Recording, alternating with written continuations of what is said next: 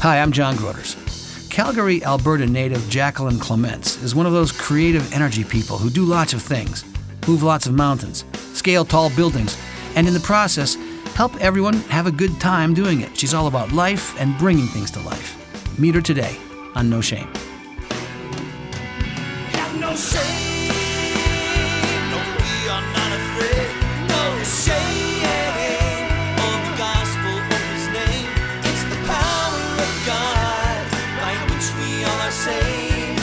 We need not be afraid, no shame. So here we are on the floor of the ICVM conference, beautiful Franklin, Tennessee, the Marriott Hotel, and I've just been barraged with interesting, creative, artistic people who are working, as our podcast says, at the intersection of faith and culture. This is my busmate from last night. We were off at Top Golf, and I absolutely loved it because I just love golf, and the air was chilly, and there was football on the TV, and I was with friends. Oh my goodness, how did you like such it? a guy night. Oh, it was a guy night? I hardly noticed. And I might have had the highest score of the whole conference. I'm not bragging, I'm just saying. Sure? I was up there. I think I had like 72 or something. That's great. That's 36, really good. 25. Yeah. Nice. No, I was 217. It's the highest I've heard yet. So, but I shouldn't talk about myself. The podcasts are about the guests. So Jacqueline Clements, right? Yes, that's right. From Canada, Calgary, Canada, right? That's so sweet. So I'll correct you. That's Oh, was I Calgary, wrong? Canada. Oh, Calgary. Well, see, down here we don't give a lot of respect to our northern neighbors. Oh, stop it. No, I love It's all Canada. because of the wall. I love Calgary, believe it or not. I really do. I'm a northerner at heart. So I Nice. really love that there are some Canadian people here. And, There are. And they're super cool. And, these Western Plainsers like yourselves, you're kind of the Midwest of Canada, aren't you?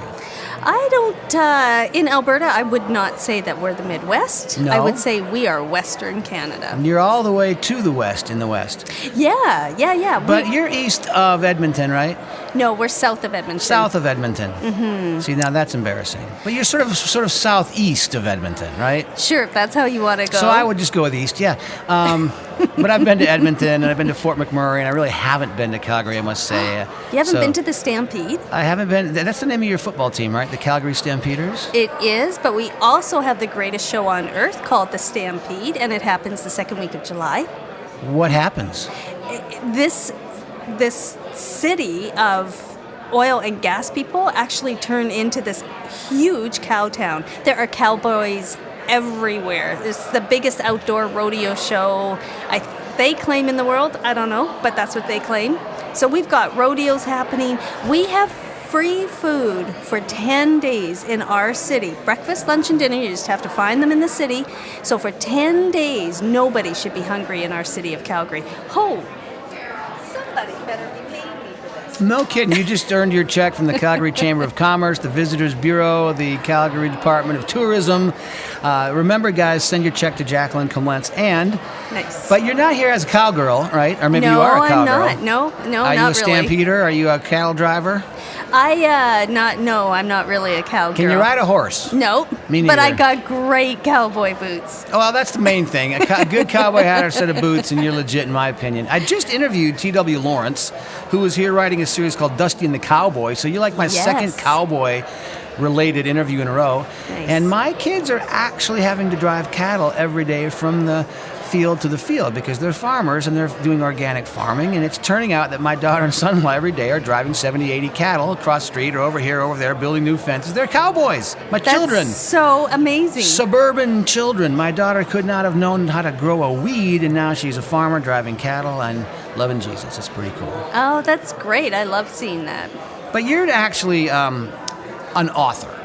No, I'm a not. producer. I am a producer. You don't author, Actually, you just produce. I wear quite a few different hats, actually. Tell me about your hats, apart from the cowboy hats. Oh, yeah. Outside of the cowboy hat, I'm a mom, I'm a wife, I'm an executive producer, I'm an actor.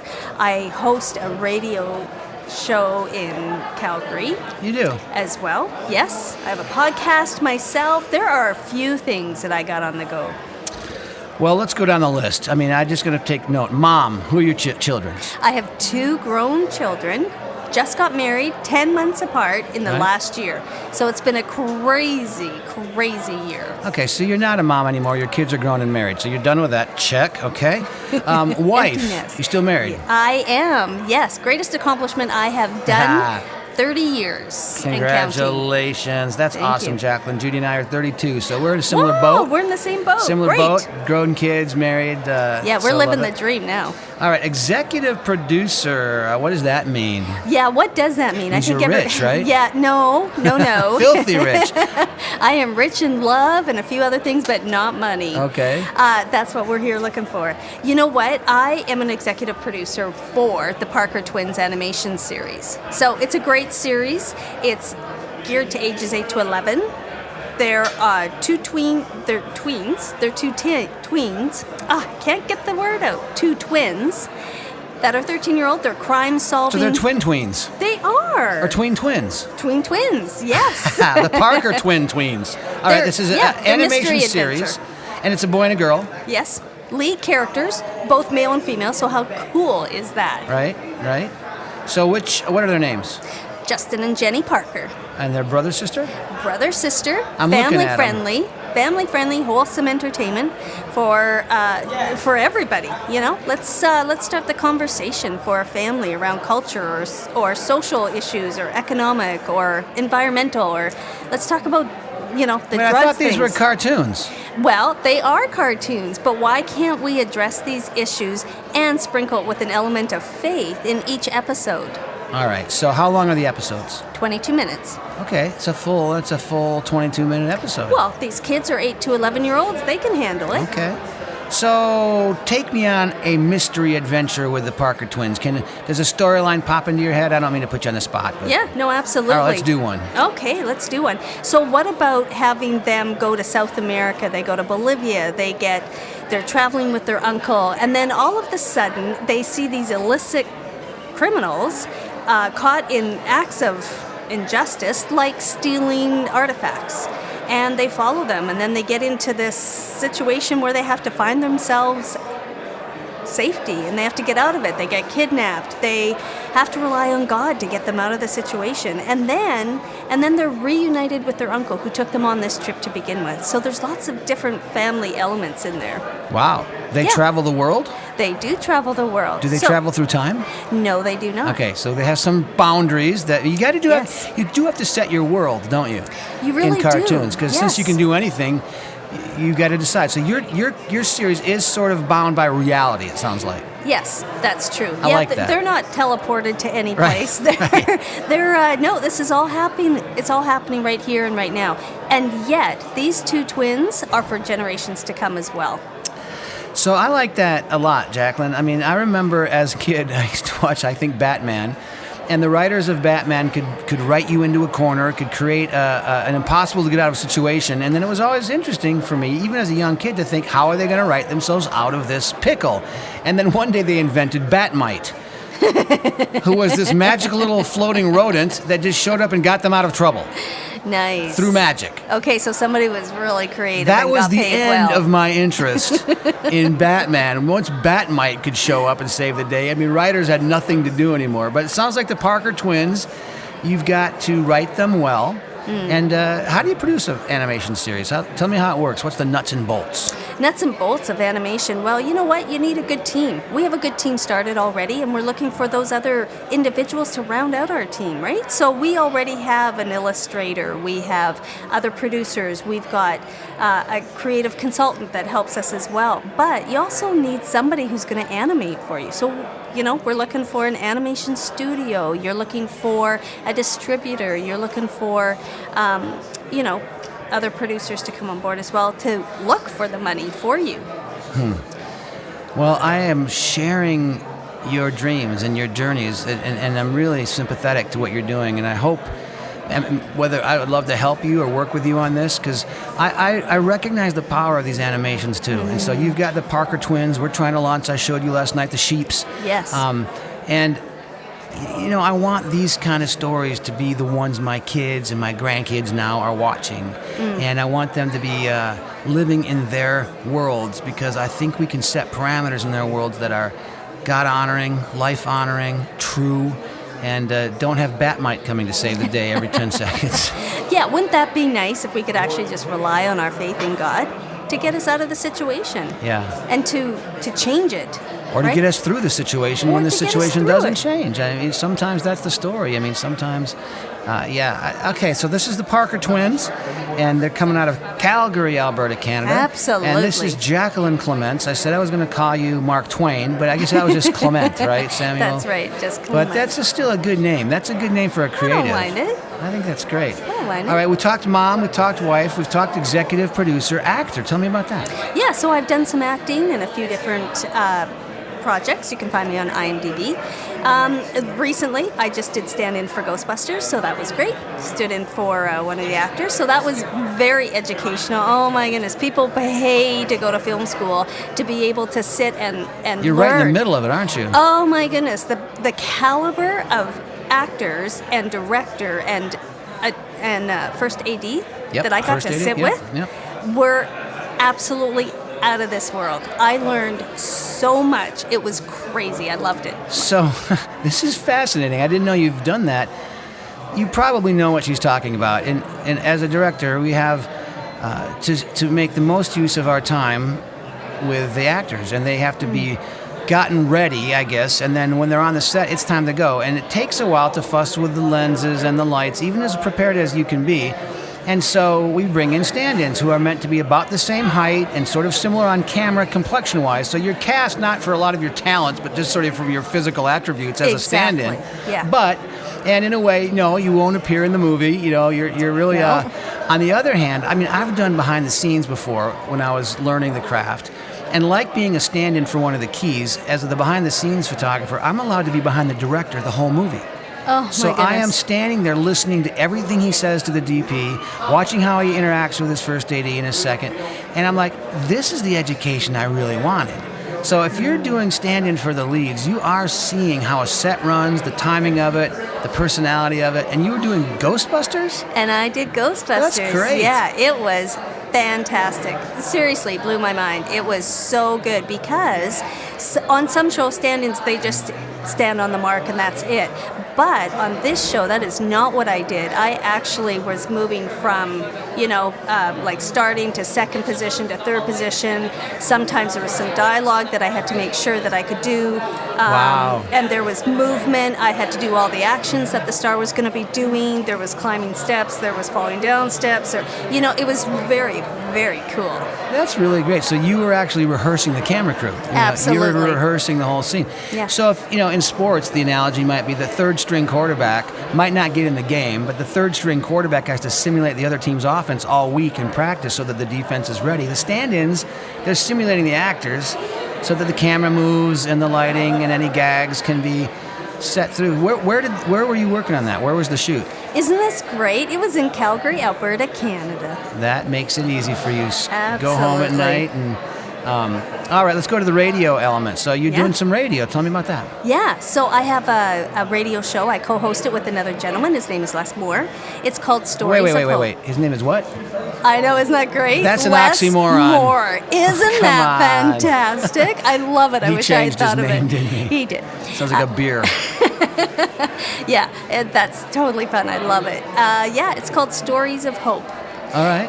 Beauty from Ashes. We're going to talk to you about where you started, how you found Jesus, and where are you right now? Are you still in the middle of the journey with Jesus? Has he brought you through the journey and you're like, wow, I can't believe it, like it's fantastic?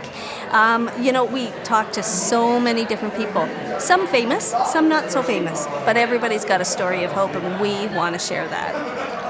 I like that. My wife and I met at Hope College, so I think we're two candidates for Stories of Hope. Yeah, that fits in there. What station? It is on AM 700, The Light. That's in Calgary. In Calgary, yes. But I know for a fact that we have had people from all over the world stream our show. Because you can stream it off the website. Yes, you can. All right, say the call letters again. AM 700, The Light. All right. AM 700 The Light. If you want to listen to Jacqueline's radio show, you can go on AM 700 The Light and you can stream it. Perfect. And then you also said podcast, which is what we're doing right now. I Tell me know! about your podcast. This is so fun. So this the is highest art form that exists, I must say. Yes, exactly. You know what? This is actually pretty new for me, this whole podcast thing. But my nephew, who is 20 years my younger, he says, "Hey, listen, Auntie, why don't we do a podcast together?" And I'm like, "Oh, what?" He goes, "Yeah, let's do it. We've got great banter. Let's talk about how two generations can come together and talk about it, because each generation thinks they got the world cornered. They know exactly what to do, and their way is the best. And that's not true. We need each other so we can continue to learn from each other to make the next generation after them even better." And so our podcast is called Only We Matter. Jacqueline, how come it just has turned out, as fate would have it, that by the time we make it to the elder phase of our generation, no longer are the elders the most respected ones in the tribe? Wouldn't it have been nice if we were in some native tribe and by the time we got to that stage, everyone revered us? But I'm not sure that's what's happening. Is that what's happening? Yeah, no, that's not That's happening. not happening. No, No. that's not Dang. happening at all. And yet, you know what, John? I think about that. I think about that comment, which is, I think, very true. And then I look back at my parents and their generation, and we thought the same of them, I know. right? And they just have so much wisdom, you know? Now I find myself looking at people that are 10, 15, 20 years older than myself. I see them, and they're, for example, shuffling down the road or whatever, and I'm like, I wonder what their story is. Like, I wonder if they were this huge executive or they were this giant of a missionary. Hey, did I mention we were missionaries? No, you didn't put that on the list. Yeah. Well, we let were me add it. missionaries. I'm going to write it down. And yeah, what's that? Yeah. So my husband and I were missionaries in Bolivia, South America, which is one of the shows that I produced. It's a travel show. Well, no wonder you just mentioned Bolivia for the Parkers. I thought you just randomly picked Bolivia out of any country in the world, and no, not at all. You know Bolivia. I do. I know it And the well mountains? enough to go and film there. Yeah. So I have Okay. a travel show called Bolivia Treasures Within. 6 episodes. And I take everybody around and show them the sights and follow me in my adventures. And so my husband actually has a great story. So he was born and raised there. And his grandfather was one of the first white missionaries in Bolivia. And he helped put the tribal language of Guarani into written form. So the heritage for our family is huge. So this is your husband's grandfather. Yes, But you have grafted into this family I have been. and carried on a missionary heart. Yes, absolutely. And everything on this list, and what I kind of wanted to get at with you, is what drives you? I mean, between parenting, wifing, executive producing, acting, radio shows, podcast, missionary work, I mean, there's a common thread through all this that's Jacqueline. What is it? Yeah, you know what? I am not gifted with the gift of evangelism one-on-one. But you know what? The Lord has gifted me in relationships and with people, and we are meant for relationships. That's all about God. You know, He gave us Jesus so we could have a relationship with Him, and that's what He wants, and I want to get that out. So the way I want to get that out is through media. Well, if you're south of the border, what she said is that she wants to get that out. So if you didn't understand her, that was because she was speaking Canadian right there. But I'm so afraid I'm going to go home and they're not going to be able to recognize me. oh no, but they'll respect you more. No, I'm kidding. That's the second. Because all of a I sudden, apologize. I'm like, can you just give me some tea? I would just like a little bit of tea, please. Well, that's true. We are venturing into the South here. But like I said, I'm an honorary Canadian. Maybe I didn't say that. I am an No. honorary Canadian. I love the North. I love the Great White North. Very fun. I once buried a loonie in Canadian soil while a bunch of kids sang the Canadian national anthem. That was my initiation rite, and it's the closest I can come to. I mean, it really is it's a stunningly beautiful country, and I from love coast it. to coast, I do too. I really do, and. You know, I want to see the Parker twins. This seems like of all the things you brought here to ICVM, that's kind of the one that's at the top of your list right now. Is that right? Absolutely. That's the whole reason why I'm here, and that's why all this other stuff doesn't really matter. It gives me a bit of credibility that I'm not just a newbie in the pond. I've been around a little bit, but you know what? My heart is for the Parker twins. It's been 5 years in the making. We are now seeing some great momentum with this show. So can I see it at all? Is there a website, or if someone's interested in following up on this, how do they follow it up? That's a great question. You can find me at admin at tcf4.com. So that's T as in Thomas, C as in Charlie, F as in Frank, the number 4. Or you could remember it as the Clements Family 4. Oh, TCF4, the Clements Family of 4. Yes, we are a family-friendly home. Well, the beautiful thing about your Parker twins is, I'm sure you know this, is the really cool thing about animation is they can switch to other languages really easily. And so once you get an episode done in one language, you can start versioning it, and it works all over the world. And we've got to have quality stuff all over the world. Amen, brother. Amen. And I want it to be our stuff. I want it to be the Parker twins. I want it to be the Sheeps and other great stuff. I mean, we're sort of, here's how I feel it. We're standing on Bugs Bunny's legacy. I mean, Bugs Bunny, Yep. Mel Blanc, those orchestrals, their themes. We grew up with really, I mean, that's some fantastic artwork, in my opinion. Fantastic. And it's degraded. It is no longer that great anymore. But then along in the 90s came Veggietales. Yes. And they actually brought humor and music and a fresh face. And there was people all over the world who were like letting their kids meet, Bob and Larry and hear some Bible stories. And thank God for those guys. I mean, I appreciate Phil Vischer. I appreciate them. Absolutely. So, I mean, I hope that there is still a lot of parents with a lot of kids, and as much as we shouldn't use screens, every once in a while we need to use them. And if we're going to use them, I would love for it to be the Parker twins. I would love for it to be the Sheeps.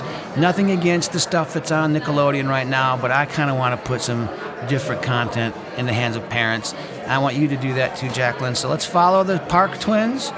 Let's let them come to life. Breathe life into the animation dust of those digital ones and zeros, and we both know it takes a little bit of investment, and truthfully, that's just the reality. But we're doing what we can do. Yeah. And trusting God for the rest. Absolutely. John, thank you so much for having me on your podcast. I loved being here. Thank you, Mark Twain. Jacqueline Clements. Have no shame, no, we are not afraid, no shame of the gospel of his name. It's the power of God by which we all are saved. We need not be afraid. No Shame is a weekly podcast where John Groders discusses life at the intersection of faith and culture with all kinds of interesting and inspiring guests. Subscribe to the podcast today by going to johngroders.com, select the podcast tab, and hit subscribe. Listen whenever you have time, but don't miss any of these life-giving conversations.